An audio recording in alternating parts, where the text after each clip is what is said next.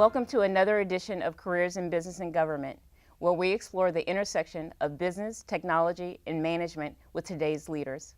I'm your host, Milinda Balthrop, adjunct professor at the George Washington University School of Business. Joining me today is John Lainhart. John is the Director of Cybersecurity Strategy for Public Sector at Grant Thornton and former partner of IBM's Global Business Services, the cybersecurity practice.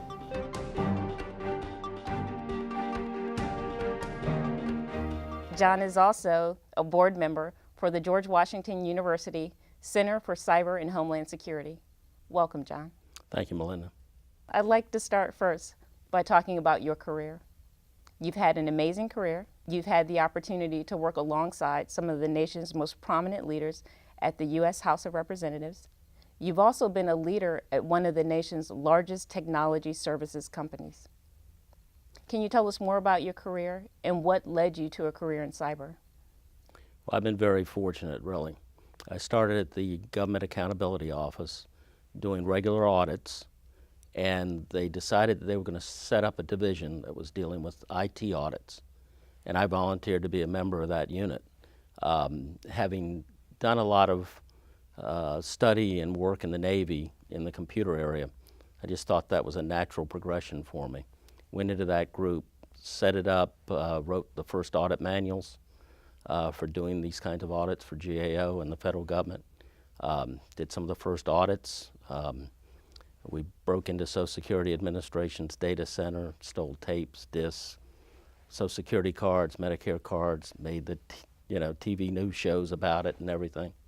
So sort of set my the tone for the career. Went into other areas of GAO doing the same thing, IT audits, and then got picked up for the Senior Executive Service at DOT to do IT audits for the Inspector General's office there. The Inspector General there was just fantastic. Let me do everything I wanted to do, basically. Started out with audits of the air traffic control system and other more technical audits. We actually broke into DOT's computer systems. We did President's Council on Integrity and Efficiency audits. We broke into 9 out of 9 systems that we tried to break into. I got an award from that from the president. And then after that, the opportunity came up to the House of Representatives. I didn't even want to apply for it, to be honest with everybody, because I thought it would be too political. As it turns out, it was less political than any place I've ever been. I went there as the Inspector General, the first one. Got to set up the office. Had to clean off the desks because they had so much dust on them. And, started from scratch, really wrote manuals, policy manuals, and how to do the audits. Hired the staff, contracted for CPA firms to help us. Got to work, like you said, with Newt Gingrich. He was an inspiring person to work for. And then did that for 5 years and decided that, that was good, try something new. So I went to work for PwC as a direct admit partner, and then we got bought by IBM and worked there for about 15 years, and then retired and had some friends at Grant Thornton that reached out to me and decided to go back to work for them part-time to help them establish the cybersecurity practice and, the strategy as we're going to develop it. And along the way, I worked with ISACA, became the international president for them, started the CISA program and other certification programs, developed COBIT with Eric Gullentops from Belgium, who was the father of COBIT, and, just been very fortunate to have some good people around me and to be able to, take advantage of their smarts. John, I've talked with many leaders, and one thing that I recognize is that no career is without bumps in the road. So can you talk with us about some of the challenges that you've encountered in your career and how you overcame those challenges? Well, I've been real lucky. I mean, I've had some good staff that have come to work for me. Had people at GAO that went to DOT, that went to the House of Representatives, that went to PwC and IBM. So I've had a bunch of people that, we've worked well together. That's been the biggest thrill for me, if you will. At the same time, that's also an issue, and that it's hard to make those kind of moves and bring people with you.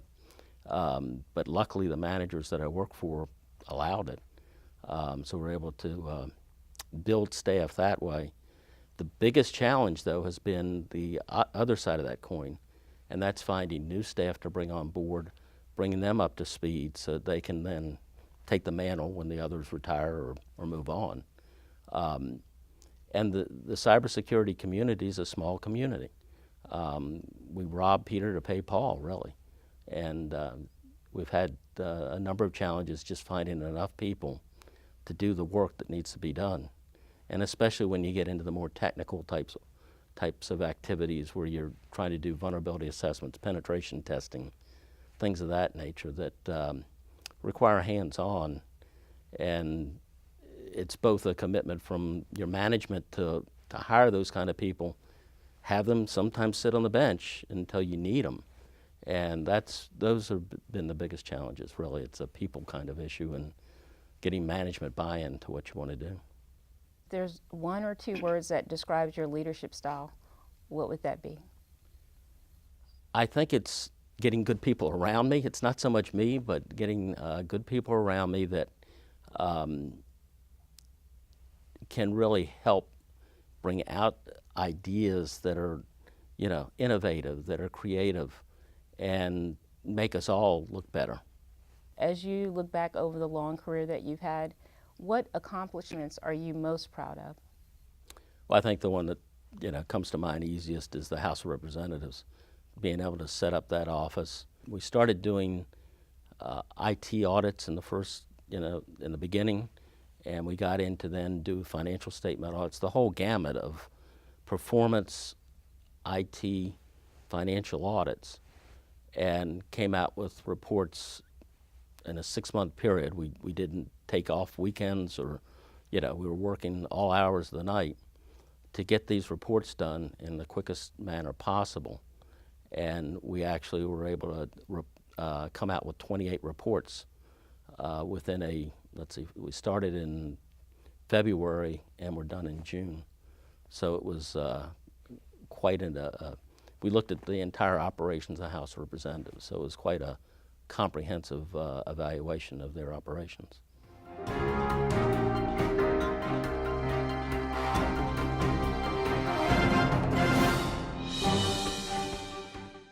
John, there's been a lot of talk in the press lately about cybersecurity with the explosion of mobile devices, smart technology.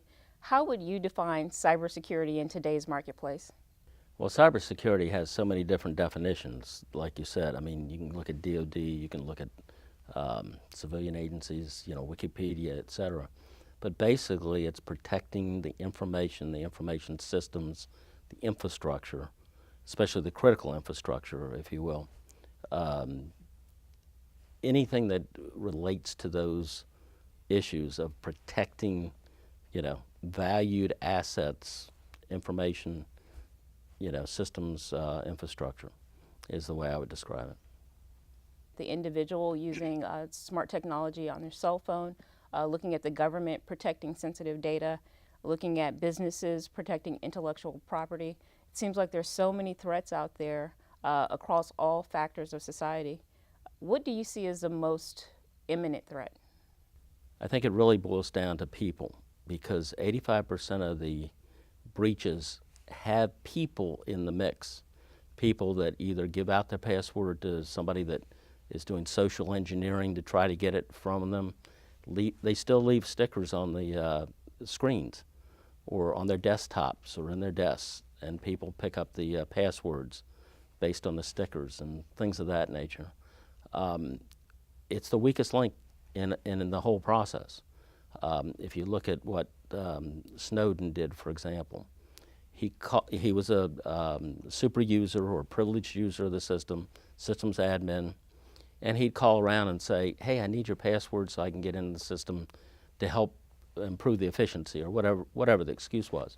And so that's how he got into some of the data that he got into. In the OPM data breach, there are a number of ways that people were getting in, one of which was through social engineering as well. But There were a lot of patches that hadn't been done to systems there that, you know, people hadn't done the patches that they knew they should have. You know, so it's really a people issue is the biggest weakness that I see. You spoke earlier about your career in the cyber arena, even before it was labeled cyber. Can you talk about the evolving role of the cyber professional, how it's changed and where it's going? Yeah, well, that's a real good question, because really right now we're seeing an evolution where it's getting into the hands-on continuous monitoring, diagnostics, and mitigation, where you're actually going to be using machines to help you in that process. Allows you to do analytics on volumes of data that we've never had before. Back in the old days, when I was doing it back in the 70s and 80s, we actually would go in and use software tools, but they weren't sophisticated at all, and we had to do the analysis after we got the results out. And a lot of it was manual. Hopefully, with this new era, if you will, we'll see a lot more automation that will allow the managers to look at the 5 or 6 bad things that are, you know, that are not being able to be resolved by a computer, and have those people that have the security knowledge go in and fix those. And the software will tell them what the priorities are and what needs to be addressed immediately. And then there'll be plenty of work afterwards too, with the ones that aren't immediate challenges. But again, it's going to be a lot more automated, so the people can do the real thinking that it, you know, where the smarts are, if you will, to make the decisions that can't be made by a machine. As we spoke earlier, there's been a lot of talk lately in the news media about cybersecurity, in particular as it relates to foreign interference in U.S. elections, as it relates to the billion-plus Yahoo accounts that were hacked. Should U.S. citizens be worried? Well, we've got to be worried because there's just too much of this going on right now. It's too challenging for people, whether it be, you know, criminals, foreign governments, you know, just people, you know, trying to show how good they are, sophisticated they are. You've got the dark web where everybody's getting information about how to break into systems. They've got tools there that are available for people to use. So there's just too much activity out there around trying to breach systems and get data. It used to be that the credit card data was the most valuable. Then it became the healthcare data was the most valuable. Now it's passed beyond that, and it's just anything that you can get. So, you know, it's gotten exponentially worse as time has gone on, and more people involved in doing bad things.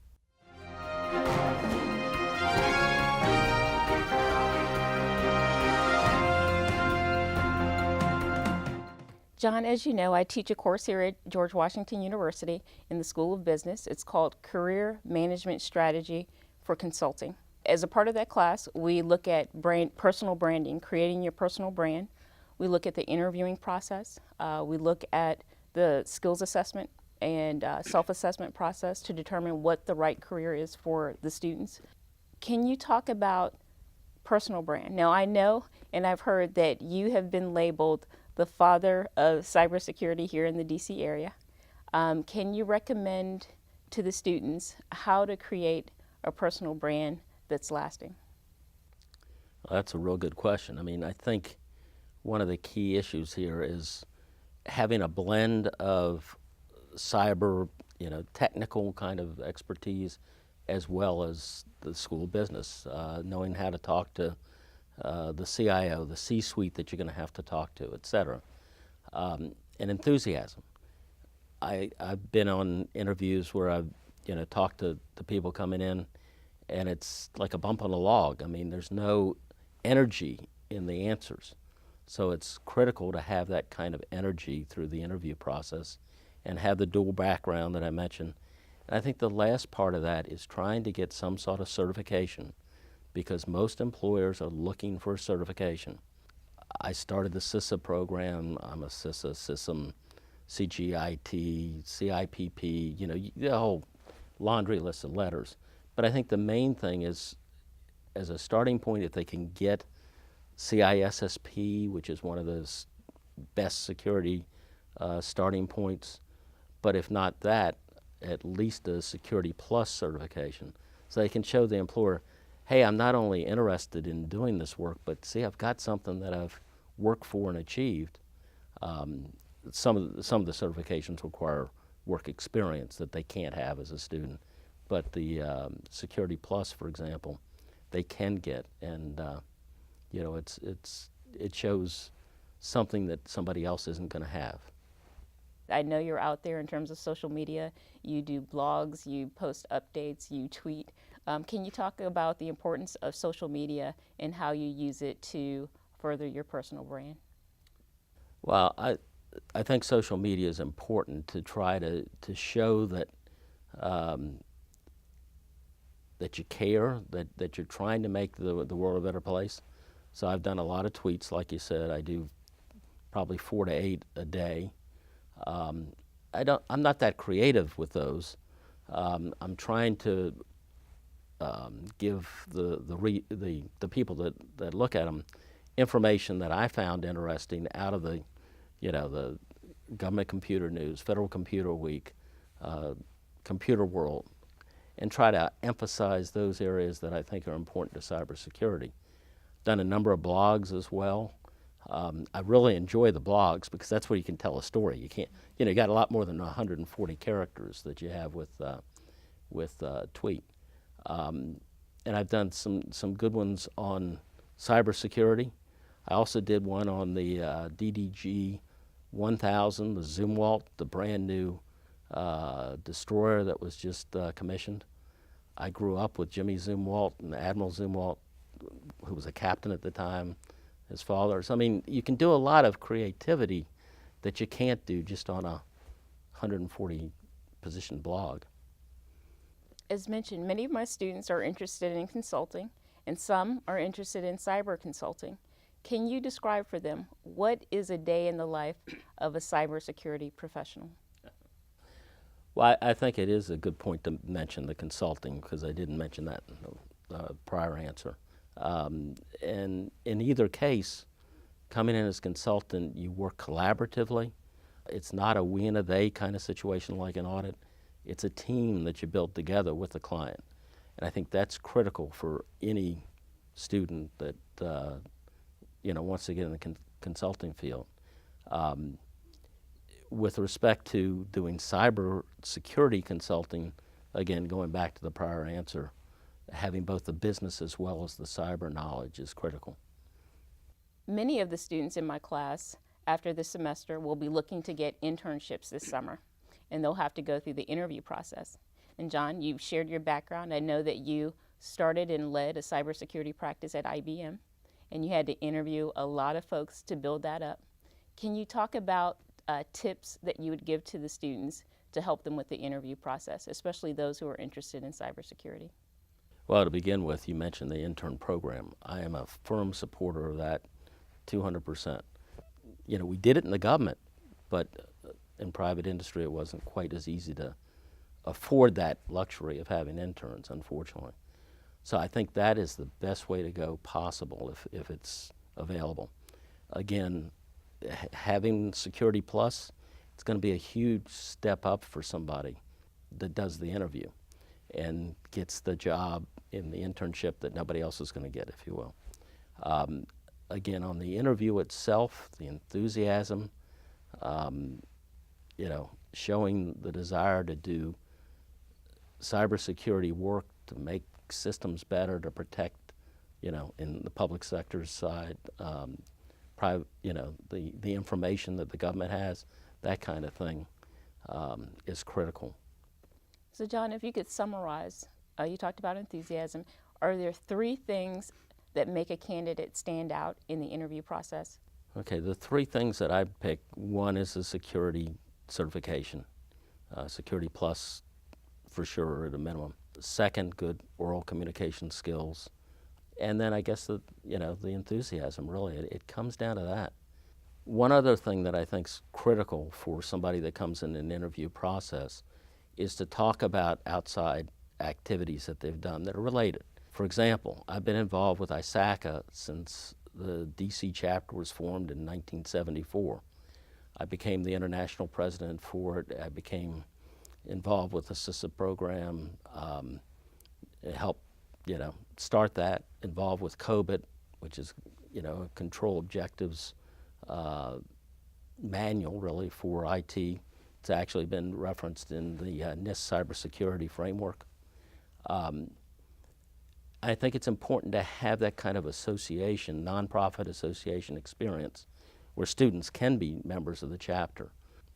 Another organization is the Information Systems Security Association, that they can be members of, to show that they've done something more than just take the college courses, but also get involved in the profession ahead of other people that might be applying for the job as well. John, on behalf of the George Washington University School of Business F. David Fowler Career Center, I want to thank you for joining us. Well, thank you. It's been a pleasure to be here with you. That wraps up today's edition of Careers in Business and Government.